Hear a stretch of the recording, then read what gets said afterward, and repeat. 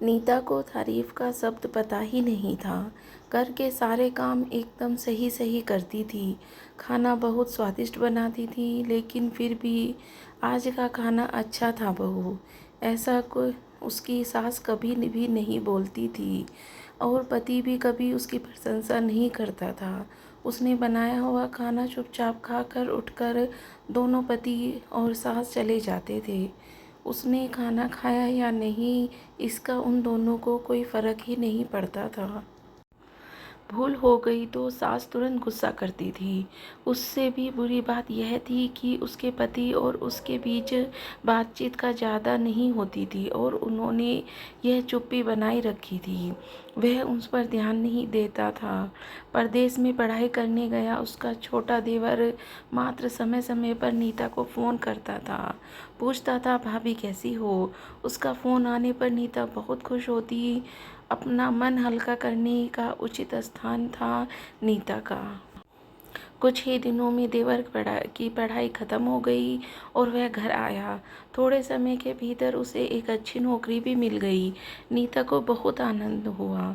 नौकरी लग जाने के बाद उसकी सास अपने छोटे बेटे की शादी के लिए बातचीत करने लगी, पर देवर को तो एक भी लड़की पसंद नहीं आती थी। इससे भी बोला होगा उसे मना करने को सोचकर सास नीता को ही दोष दे रही थी। नीता का चिंतित देखकर देवर ने अपनी माँ से कहा, माँ मैं एक लड़की को बहुत प्यार करता हूँ, मैं उसी से शादी करूँगा। उसकी जिद थी। देवर जी, यह बात पहले बतानी चाहिए थी ना। नीता ने ये बात अपने पति के कान पर डाली। इस बात पर उसने थोड़ी कीट-पीट की, लेकिन लड़की देखकर वह भी तैयार हो गया। सवाल बचा सास का, अपने छोटे बेटे के मन कैसे दुखाएगी वह। बाद में उसकी भी हाँ हो गई। नीता को बहुत खुशी हुई। उसे लगा एक अच्छी सहेली आ जाएगी, अब साथ देने के लिए, दिल का राज बताने के लिए। पर कैसी होगी छोटी देवरानी, रस बस जाएगी हमारे साथ और इस घर में, या वह एक अलग दुनिया बसाएगी पर जोड़ देगी देवर जी को। इस विचार से थोड़ी टेंशन में आ गई नीता। कुछ दिनों बाद नीता की छोटी देवरानी चौखट लांघ कर घर में आई। देवरानी ने घर में आते ही सारे घर की जिम्मेदारी अपने हाथों में ले ली। अब सास ने अपनी छोटी बहू की ज़्यादा ही तारीफ करना शुरू कर दिया। उसे माँ जैसा प्यार करने लगी। यह देखकर नीता की आंखों में आंसू आ जाते। वो सोचती, मैं भी तो यही काम करती थी, फिर मेरे साथ ही क्यों ऐसा बर्ताव। अब छोटे दिनों बाद छोटी देवरानी पूरे घर पर राज करेगी और फिर मेरी जगह वहाँ पर कोने में होगी। अपने ही विचारों में खो गई नीता। नीता का भाव समझने पर छोटी देवरानी नीता के हाथ अपने हाथ में लेकर बोली, दीदी मुझे सब पता है, मुझे अपनी छोटी बहन समझिए। देखना बहुत जल्दी सब ठीक हो जाएगा। छोटी देवरानी ने पूरे घर की जिम्मेदारी तो ले ही ली, लेकिन कामों में कुछ ना कुछ बार बार भूल करती थी। फिर देवरानी नीता के पास जाती और मदद मांगती थी। ऐसा रोज ही होने लगा। यह देखकर सास लेकिन गुस्सा हो गई। मेरे रहते हुए वह छोटी बहू बड़ी बहू को क्यों पूछती रहती है। फिर सास भी रसोई घर में आकर चार काम शुरू करने लगी। धीरे धीरे वह छोटी बहू के साथ साथ अनजाने में बड़ो बहू से भी प्यार से बर्ताव करने लगी, प्यार से बोलने लगी, नए पदार्थ दोनों को सिखाने लगी, भूल समझकर समझाने लगी।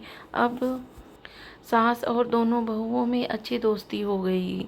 इस वजह से बड़ी बहू का स्वभाव भी अच्छा होने लगा।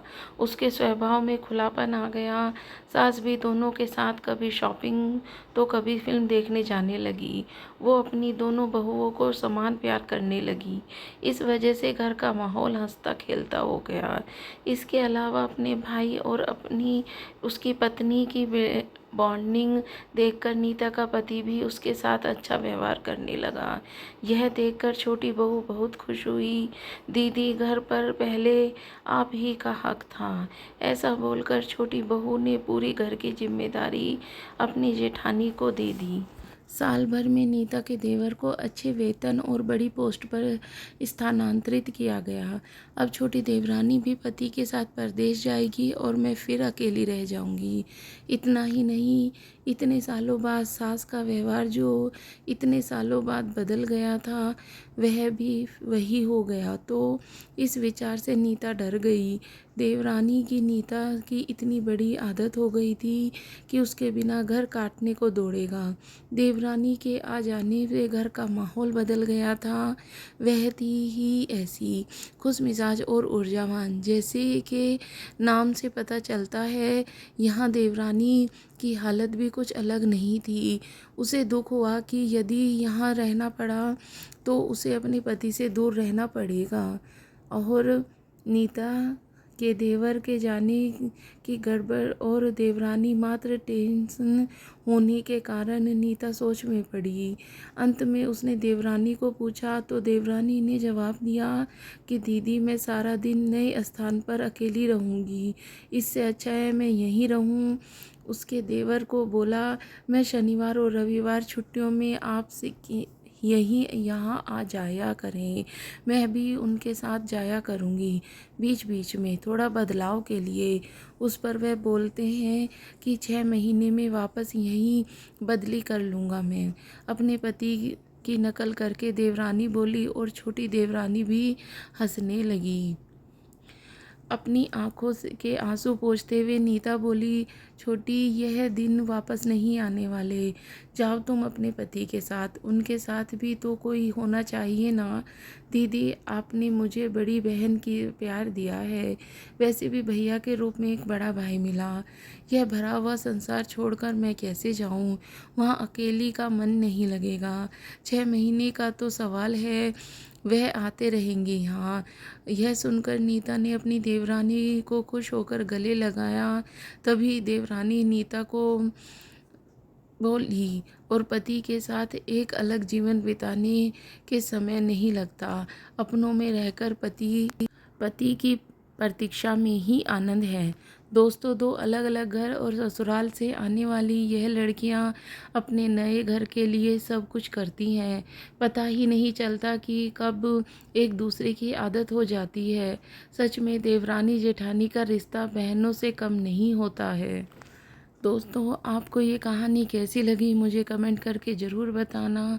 और इन दोनों बहुओं का आपको विचार कैसा लगा, यह भी मुझे ज़रूर बताना।